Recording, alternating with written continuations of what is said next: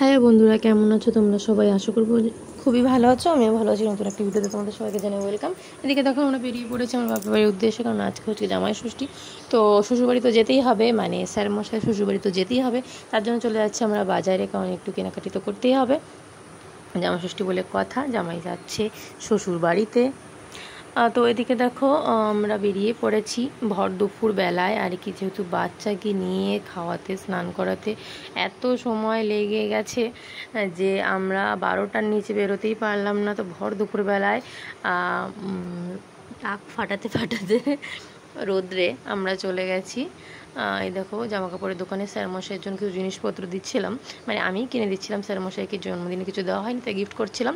তো যাই হোক, এদিকে দেখো প্রচণ্ড ভিড় ছিল দোকানে, কারণ জামাই ষষ্ঠী বলে কথা, কিন্তু তাও অতটাও ছিল না, যেহেতু আমরা একদম দুপুরবেলা গেছিলাম, যেতে যেতে 1টা বেজে গেছিলো।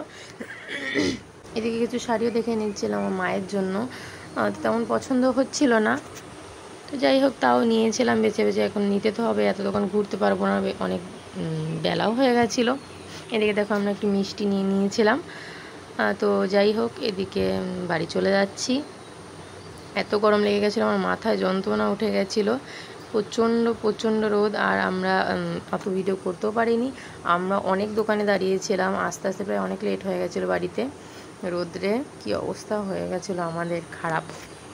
তো এই দেখো মা খাবার রেডি করছিল স্যার মশাইয়ের জন্য, তো আমাকে দেখাচ্ছিল যে সব ঠিকঠাক আছে কিনা একটু দেখে বল। আমি কি হ্যাঁ ঠিকঠাক আছে, দাও। আর কারেন্টও ছিল না, প্রচণ্ড গরম লাগছিল।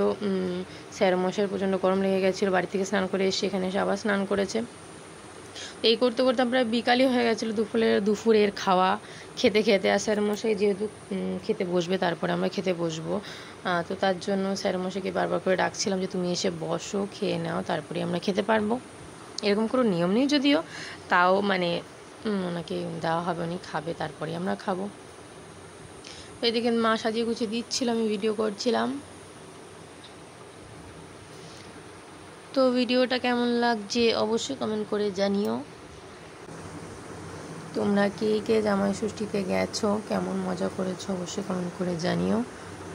আর জামাই ষষ্ঠীর দিন প্রচণ্ড গরম পড়েছিল, মানে আমাদের এখানে আকাইপুরে তো প্রচণ্ড গরম পড়েছিল। কারেন্ট ছিল না বলে আমার মেয়ে প্রচণ্ড কান্না করছিল।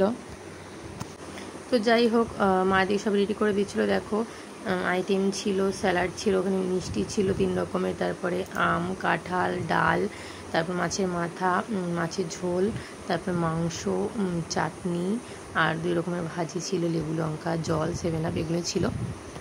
তো স্যারকে বলছিলাম স্যার তুমি তাড়াতাড়ি খেয়ে নাও, তাহলে আমরা খেতে পারবো। এদিকে আমার মাথা যন্ত্রণা করেছে, খেয়ে একটু ঘুমাবো। তো এই দেখো পুচকুকে পাপার কোলে বসিয়ে দিয়েছি, যেহেতু ওর প্রথম ষষ্ঠী। আগেরবার আমার ষষ্ঠী হয়নি, মানে আমার কি মানে এইবারই ষষ্ঠী করা হয়নি, কারণ পুচকুর ডেলিভারির ডেট আগে পিছিয়ে ছিল জামাই ষষ্ঠীর। তো তার জন্য আগেরবার ষষ্ঠী হয়নি, 1 বছর গ্যাপ গেছে। এদিকে আমি বলছিলাম যে পুচকুকে খাইয়ে দাও 2-1টা ভাত, ও যেহেতু মশলা খেতে পারবে না, এর জন্য ভাজি দিয়ে, আলু ভাজি দিয়ে, এবার একটু ডাল নিয়ে ওকে 1-2 কামড় খাইয়ে দাও।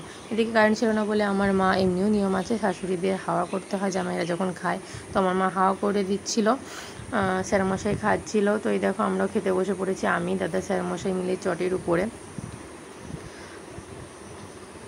তো আমি যেহেতু 2-1টা আইটেম খেয়েছিলাম, সবগুলো আইটেম ট্রাই করিনি, তাই আমার খাওয়া শেষ, ওদের খাওয়া এখনও চলছে। ওরা মাংস দিয়ে খাচ্ছে, আর আমার প্রচণ্ড ঝাল লেগে গেছিলো মাংসতে, এর জন্য আমি ভাত ফেলে দিয়ে উঠে গেছিলাম, তেমন খাইনি। মিষ্টি, আম এগুলোই খাচ্ছিলাম।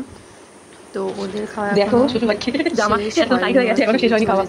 দেখো আমার খাওয়া হয়ে গেছে, তোমার পরে বসেছি ছবি ভিডিও তুলে মানে খাইয়ে, খাওয়া হয়ে গেছে, তারপরে আমার খাওয়া এত সুইট ভিডিও করছিলাম।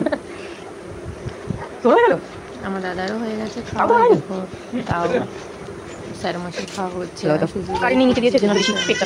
চলেছে। এই দেখো খাওয়ার পর লম্বা একটা ঘুম দিচ্ছি। তো টাটা বন্ধুরা, ভালো দেখো। ভিডিওটা কেমন লেগেছে অবশ্যই কমেন্ট করে জানিও।